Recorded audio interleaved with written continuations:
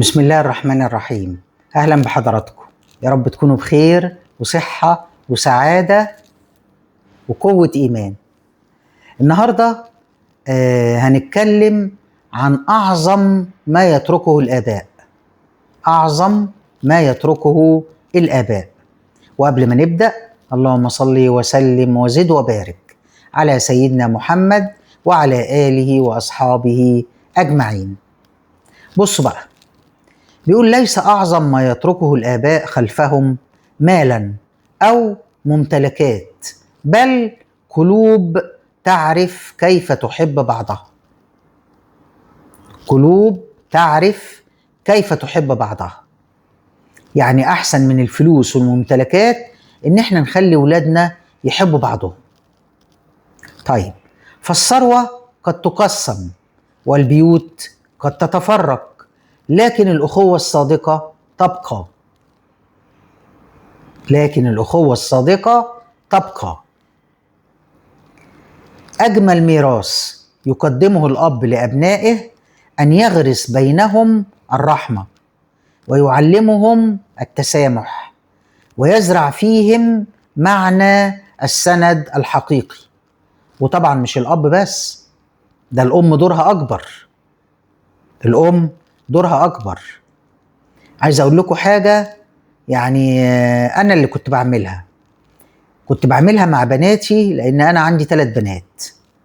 البنت الكبيرة بينها وبين أختها 3 سنين، وبينها وبين أختها الأصغر 9 سنين. فالبنت الكبيرة دي من وهي صغيرة كنت أقول لها: خدي فلوس زيادة، اشتري حاجات وتعالي اديها لأختك على إن أنت اللي شاريها لها. أجيب لعبتين أديها لعبة ليها، وأقول لها اللعبة التانية دي اديها لأختك على إن أنت اللي جايبها لها. خليتهم يطلعوا، ويمكن دي أكتر حاجة أنا فخورة بيها في حياتي، إن هما ال3 اللهم صل على النبي إيد واحدة. إيد واحدة فعلا. اللهم لك الحمد يا رب.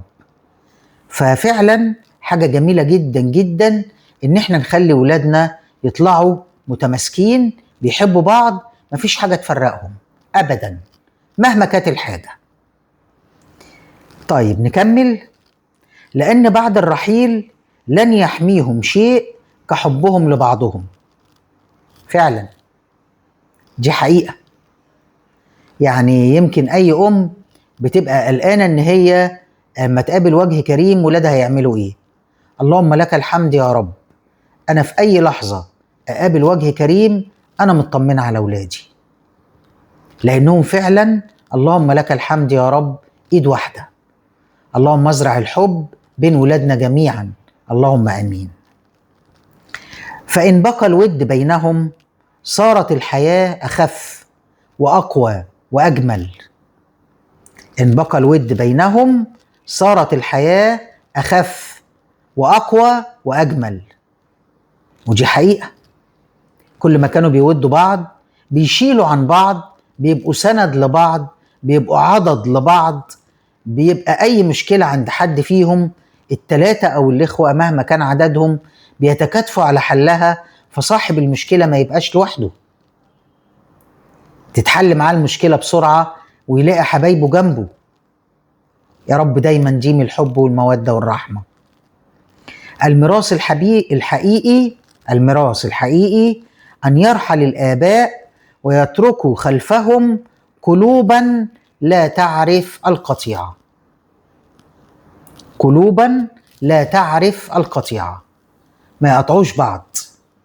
عشان كده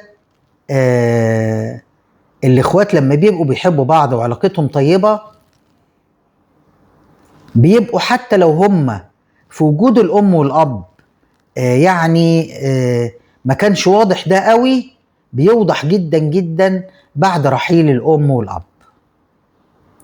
فيا رب دايما كلنا نربي عيالنا على إن هم إيد واحدة، عضد لبعض، سند لبعض، نبقى مطمنين عليهم حينما يأخذ الله وديعته. وطبعا مش هننسى الآية الجميلة أو المقولة الجميلة، مش متذكرة هي آية أو إيه. إن خفتم، هي آية فعلا. آية بس برضه أنا مش إيه يعني مش هأكد، لأني مادام مش واثقة قوي مش بأكد. يقول إن خفتم أن تتركوا ذرية ضعاف فاتقوا الله. إن خفتم أن تتركوا ذرية ضعاف فاتقوا الله ونعم بالله.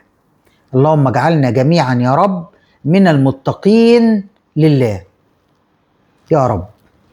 اللهم استخدمنا ولا تهملنا، اللهم استعملنا ولا تستبدلنا، اللهم امين. اللهم قربنا من كل عمل يقربنا منك، وابعدنا عن اي عمل يبعدنا عنك، اللهم امين. وارزقنا يا رب الصحبة الصالحة اللي تاخد بايدينا للايمان وللتقوى وللعمل الصالح، اللهم امين. اللهم امين. اشوفكم في فيديو جديد واقول لكم ايه؟ سلام. لا اله الا الله.